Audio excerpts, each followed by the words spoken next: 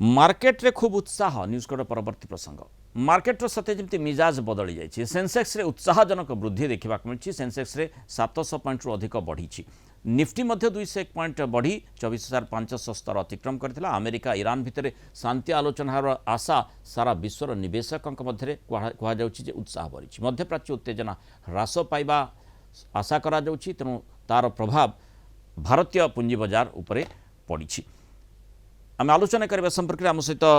Market समीक्षक विभूति दास जोड़ी विभूति स्वागत करवा आलोचना को जो भाई भाव में आम देखुचे जे जो कारक गुड़िक विशेषकर आमर पुंजी बाजार को प्रभावित करी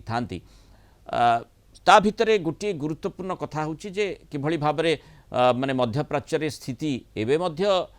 टिके अशांत रही स्पष्टता आसी ना ता सत्वे आम देखुचे लगातार किछि दिन हेलाणी तार जमती लगुच भारतीय पुंजी बाजार उपरे तार से भली सीधासलख ढंग से प्रभाव पड़ना विशेषकर यही 3-4 दिन है तेणु अंततः ए प्रकार स्थिति रहिबो ना आम आशा करिबा जे जो प्रकार वर्तमान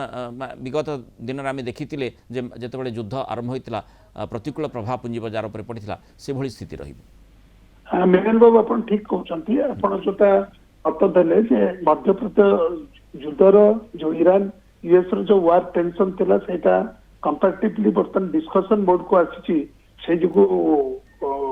डेफिनेटली गोटे उत्साहजनक सिचुएशन देखा जोटा कि केवल भारत वर्ष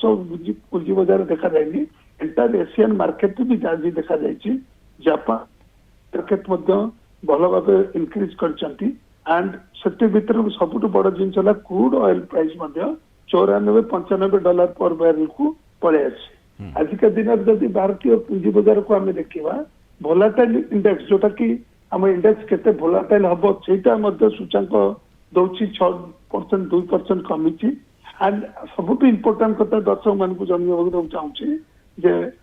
आपंकर भारत वर्षर पुंजी बाजार आजिका दिन में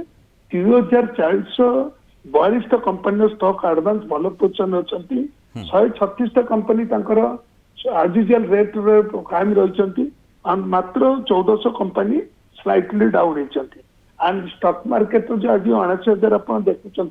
आ पचर आहरी गोटे विराट जिन रही विगत 3 दिन मार्केट रे एफआई माने बाय करछंती जोटा गोटे उत्साहजनक माने कॉन्फिडेंस एफआई कॉन्फिडेंस पछरे कारण कोन भारतीय पुंजी बाजार पर भरोसार पछरे कारण कोन नहीं भारतर मैक्रो देखंतु बहुत बढ़िया थिला सेटु सबुठु बड़ जिंस रुपी अगेंस्ट जदि डॉलर रुपी अगेंस्ट देखा जाऊ स्ट्रांग मध्य है 92 टंका को पळे अछि जोटा कि 94 टंका को देखला सेटा गोटे major reason and second reason भारतर अर्थनैतिक परिस्थिति को सब राष्ट्र मानकर एपर्यंत सहमत अच्छी आम जो ग्रोथ होता कायम केवल युद्ध जो मध्यप्राच्य युद्ध जो टिके डिस्टेबिलिटी रही जोटा कि सारा पृथ्वीर जो इन्वेस्टर मैंने गोल्ड आड़ को डॉलर टर्म रे पैसा रखा चाहूले तो से परिस्थिति बर्तमान आउ देखा जाऊनी आग को एपरी उत्साहजनक मार्केट परिस्थिति रही आशा रखुचु। बहुत बहुत धन्यवाद श्रीयुक्त विभूति दास आलोचना मतामत रखि।